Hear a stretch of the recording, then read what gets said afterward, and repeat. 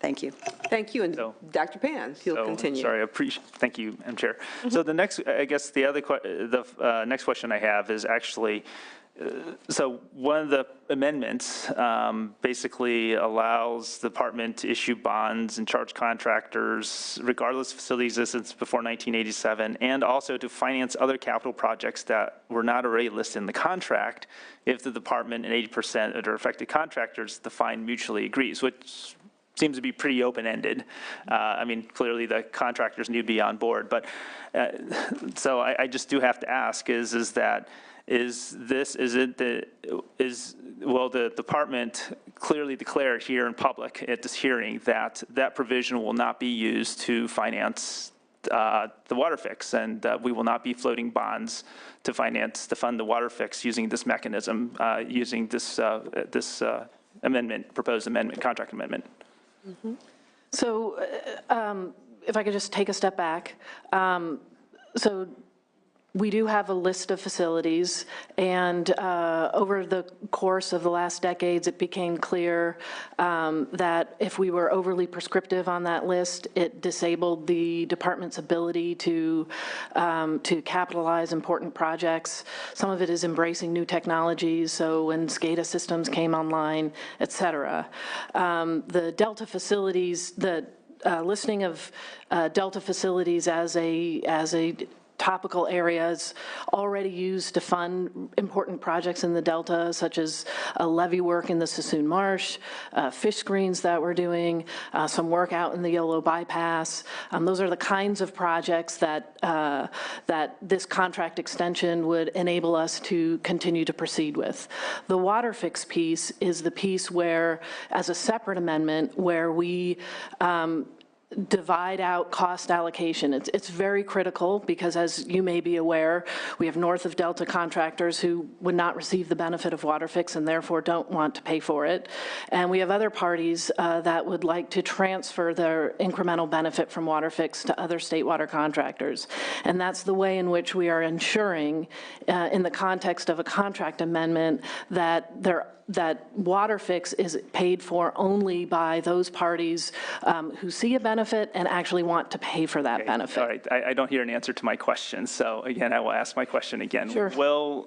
Can you state here clearly that you will not be using this amendment, which allows the department to finance other capital projects that are not already listed in the existing contracts, that basically we're not going to be using, basically we're not going to be financing the water fix using this? I get the idea that we have to maintain, we have capital projects for the state water project, but I want to be very clear that this provision is not going to be used to basically finance the water fix and construction of the tunnels.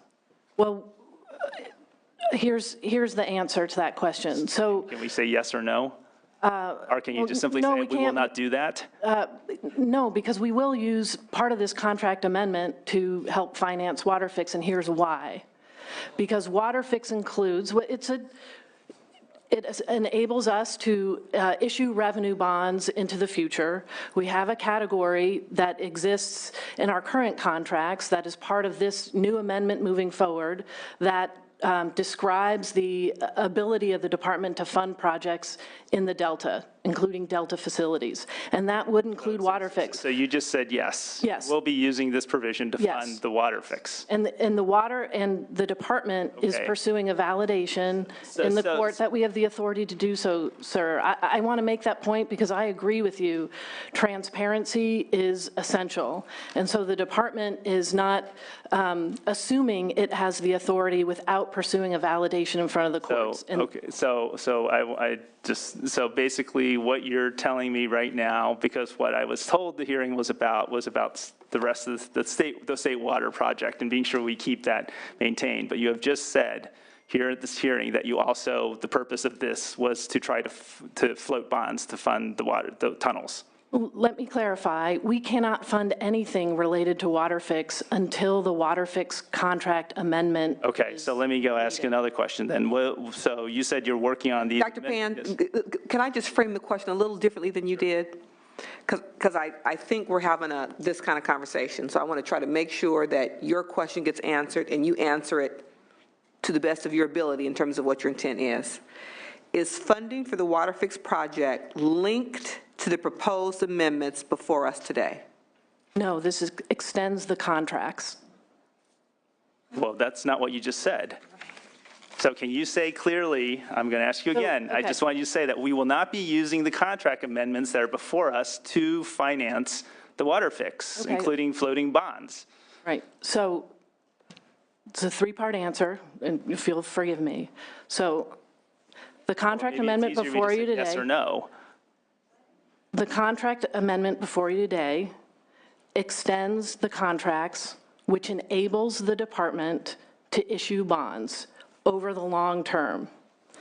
Water fix is a project in which we don't have a contract amendment in place yet that would enable us to do so.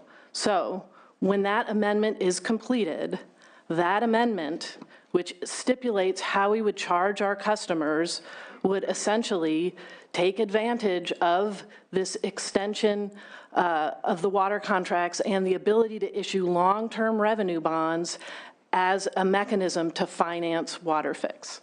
So, because I think the concern is that when you say finance other capital projects that are already not listed, that's an open-ended thing to do whatever you want. We have capital project categories, and we also have a finance committee that's part of this amendment that establishes a dialogue with our water contractors to describe the capital projects that would be funded over the course of the next several decades. Okay, so let me, so when you mentioned these water fix amendments, and so are you going to return to the legislature? I mean, no, so I got it, we don't have statutory, right? But not everything requires a law. We can do things without laws. We can do that on our own. So are you going to come back to make a commitment here that you're going to return with the water fix amendments to the appropriate, well, I defer to the chair because obviously for JLBC, and also perhaps to the appropriate policy committee where we will have hearings about, public hearings about the water fix amendments before they are actually finalized and signed. I'd be glad to meet with any legislator on. No, I'm saying, will you bring them public at a hearing? Well, that would be up to us to actually convene it, so I think Sure. that part of that is our responsibility, Dr. Pan. So what I am hearing from Director Namath is a willingness to respond to the legislature, either on an individual basis, if the legislature choose to convene ourselves in some capacity, a policy committee, whatever the case is. What I am hearing from the director is a willingness to engage.